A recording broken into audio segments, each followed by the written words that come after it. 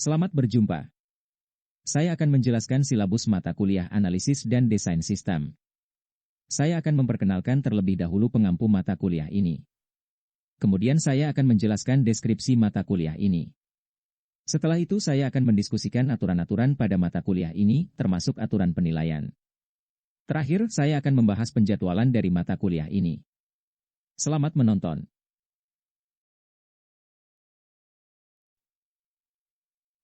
Mata kuliah ini akan diampu oleh dosen yang sudah sangat berpengalaman. Saya akan menjelaskan biodata dan kontak beliau.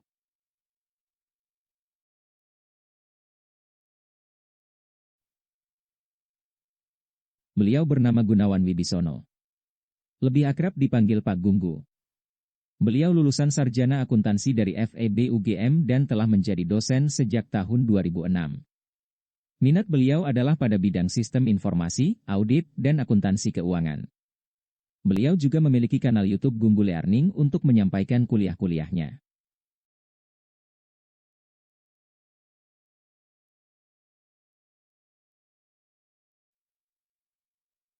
Pak Gunggu dapat dikontak melalui berbagai macam akun media sosialnya. WhatsApp Pak Gunggu lewat nomor 0818263713. Facebook, Twitter, ataupun Instagram Pak Gunggu juga dapat Anda ikuti. Selain itu, Anda juga dapat mengontak Pak Gunggu lewat emailnya di gunawanw@ugm.ac.id.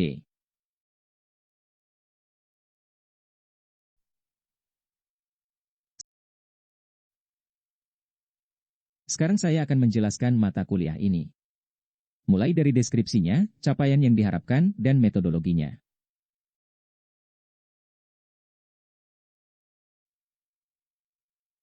Mata kuliah analisis dan desain sistem ini merupakan mata kuliah lanjutan di bidang sistem informasi, setelah sebelumnya mahasiswa mengambil mata kuliah sistem informasi akuntansi dan sistem teknologi informasi. Mata kuliah ini dibagi menjadi 3 bagian pertama dibahas sebelum UTS dan bagian kedua setelah UTS. Sedangkan bagian ketiga dilaksanakan di bagian pertama dan kedua. Bagian pertama adalah analisis sistem. Pada bagian ini akan dibahas mengenai identifikasi fenomena dan masalah sistem yang terjadi pada sebuah organisasi bisnis. Setelah itu dibahas pendekatan sistematis untuk memecahkan permasalahan tersebut. Luaran dari bagian ini biasanya adalah proposal sistem informasi yang berisi permasalahan, solusi, analisis kelayakan dari solusi, dan penjadwalan proyek sistem informasi.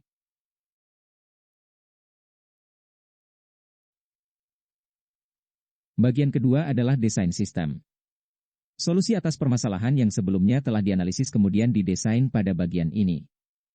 Mulai dari proses, keluaran, masukan, basis data, hingga desain antarmuka akan dibahas di sini.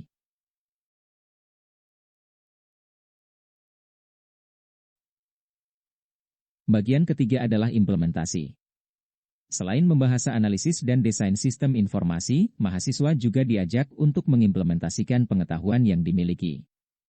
Sebuah kasus simulasi akan menyertai pada bagian pertama dan kedua sebagai praktik implementasi analisis dan desain sistem informasi. Kasus ini akan menjadi proyek sistem informasi bagi mahasiswa. Selanjutnya, capaian pembelajaran. Capaian pembelajaran pada mata kuliah ini disesuaikan dengan deskripsi yang telah dibahas sebelumnya. Mahasiswa diharapkan mampu memahami apa itu analisis dan desain atas suatu sistem informasi. Selain itu, mahasiswa juga diharapkan mampu mempraktikkan bagaimana menganalisis dan mendesain sistem informasi yang sesungguhnya.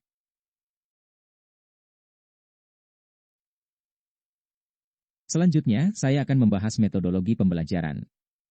Metode pembelajaran mata kuliah ini didesain menggunakan sistem penyampaian daring campuran. Mata kuliah ini juga dapat berjalan semi-otonom sehingga dapat dipakai untuk perkuliahan metode bauran. Pada intinya, ada 4 hal metode pembelajaran utama pada mata kuliah ini. Pertama, penggunaan metode asinkron interaktif untuk aktivitas sebelum tiap pertemuan kuliah. Mahasiswa harus menyelesaikan beberapa aktivitas, seperti 1. Membaca materi perkuliahan di buku interaktif yang telah disiapkan, 2. Menonton video rekaman materi yang telah disiapkan, dan 3. Menjawab pertanyaan-pertanyaan kajian dari materi-materi tersebut. Untuk dapat melanjutkan ke aktivitas berikutnya, misalnya mengikuti kuis dan mengisi daftar presensi pada pertemuan perkuliahan, mahasiswa harus telah menyelesaikan aktivitas ini terlebih dahulu.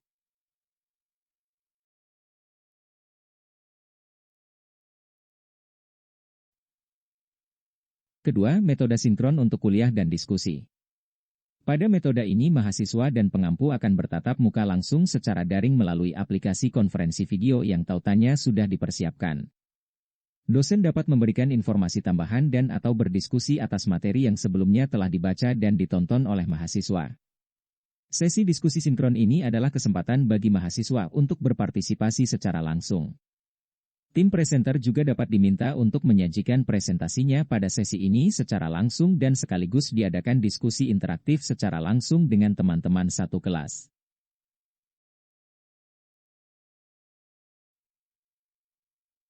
Ketiga, penilaian sendiri oleh mahasiswa. Mahasiswa dapat mengikuti penilaian sendiri berbasis penilaian antar rekan untuk presentasi yang telah disajikan oleh tim presenter, dengan kriteria yang sudah tertulis pada silabus. Selain itu, atas partisipasi mahasiswa pada sesi sinkron sebelumnya, mahasiswa juga dapat memberikan nilai sendiri ke diri masing-masing dan dicatat pada aplikasi Elok.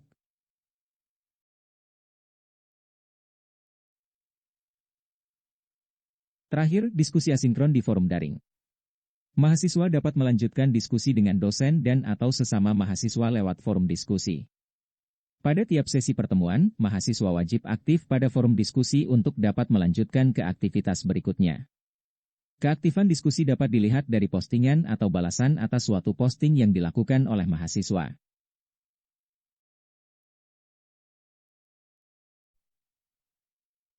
Berikutnya, tambahan keterampilan khusus. Mahasiswa perlu belajar sendiri keterampilan khusus menggunakan aplikasi-aplikasi berikut untuk mendukung keberhasilan mata kuliah ini. Microsoft Word untuk membuat proposal proyek interaktif. Microsoft Excel atau HTML5, H5P, atau aplikasi pihak ketiga lainnya untuk membuat desain aplikasi sistem informasi. Microsoft PowerPoint untuk mempresentasikan proyek sistem informasi. Microsoft Project untuk mengelola proyek sistem informasi dan membuat Gantt chart. Apabila tidak dapat mengakses aplikasi, dapat menggunakan Excel dan atau aplikasi pihak ketiga lainnya. Microsoft Visio untuk menggambar diagram aliran data. Apabila tidak dapat mengakses aplikasi, dapat menggunakan Word dan atau aplikasi pihak ketiga lainnya. Modul pembelajaran mandiri beserta video tutorial telah tersedia pada tautan yang dibagi di silabus.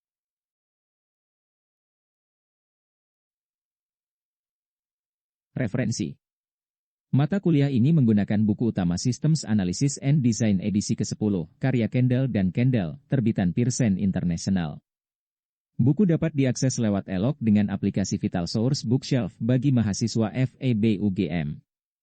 Mahasiswa yang lain dapat mengakses melalui bab-bab interaktif yang disediakan di materi pembelajaran tiap pertemuan.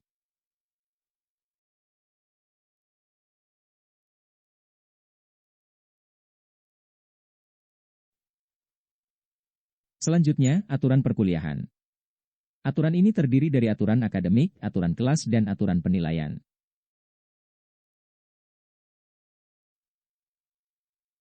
Pada aturan akademik, mahasiswa wajib mengikuti semua aktivitas perkuliahan.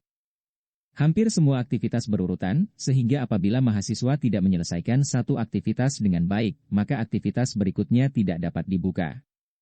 Beberapa aktivitas hanya dapat diselesaikan apabila mahasiswa telah selesai melakukan aktivitas pada waktu tertentu, misalnya, menonton video perkuliahan harus sampai selesai, kemudian harus menjawab pertanyaan kajian video, dengan waktu minimal 20 menit.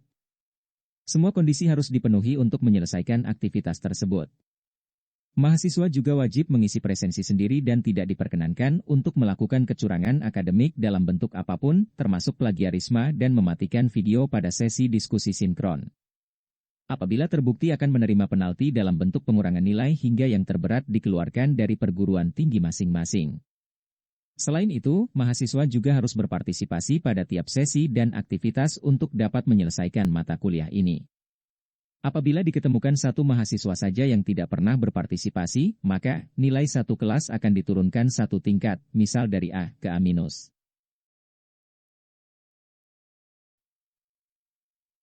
Pada aturan kelas, mahasiswa diwajibkan untuk berpakaian rapi dan sopan saat sesi sinkron dan juga wajib menyalakan kamera. Apabila tidak dapat menyalakan kamera dengan alasan apapun, mahasiswa dianggap tidak mengikuti perkuliahan dan dianggap absen. Gunakan gawai alternatif apabila ada permasalahan teknis dan pastikan baterai perangkat penuh sebelum sesi diskusi sinkron, termasuk apabila terjadi mati lampu. Mahasiswa dan dosen berkewajiban untuk mempersiapkan diri sebaik-baiknya apabila terdapat masalah teknis.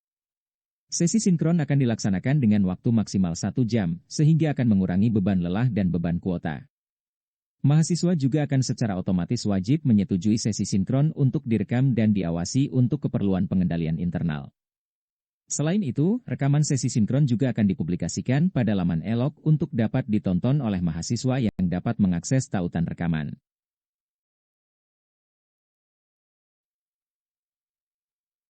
Pada aturan penilaian, terdapat 6 buah komponen penilaian, yaitu 1. Partisipasi, dinilai oleh mahasiswa sendiri dengan komposisi 20%.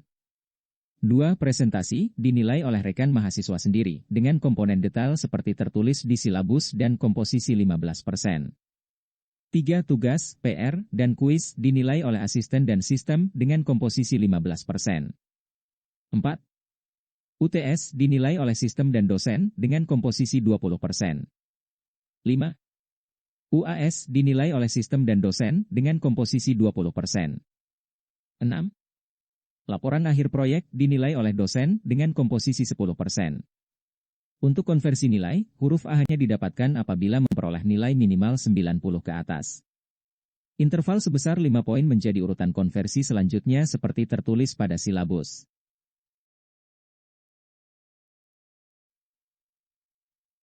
Terakhir, saya akan membahas mengenai penjadwalan. Pada awal mata kuliah ini akan dibahas gambaran umum atas analisis dan desain sistem.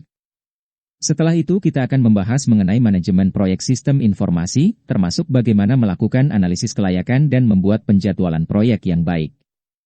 Kemudian kita akan membahas bagaimana cara mengumpulkan data dan informasi, baik secara interaktif maupun secara tidak interaktif.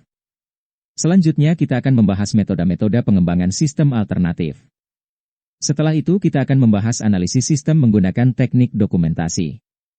Setelah UTS, kita akan membahas bagaimana mendesain proses, keluaran, masukan, basis data, dan antarmuka sistem informasi.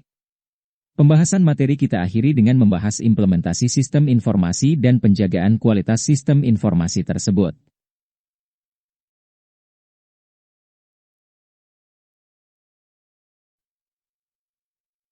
Demikian yang dapat saya sampaikan. Terima kasih atas perhatiannya. Sampai jumpa pada kesempatan yang lain.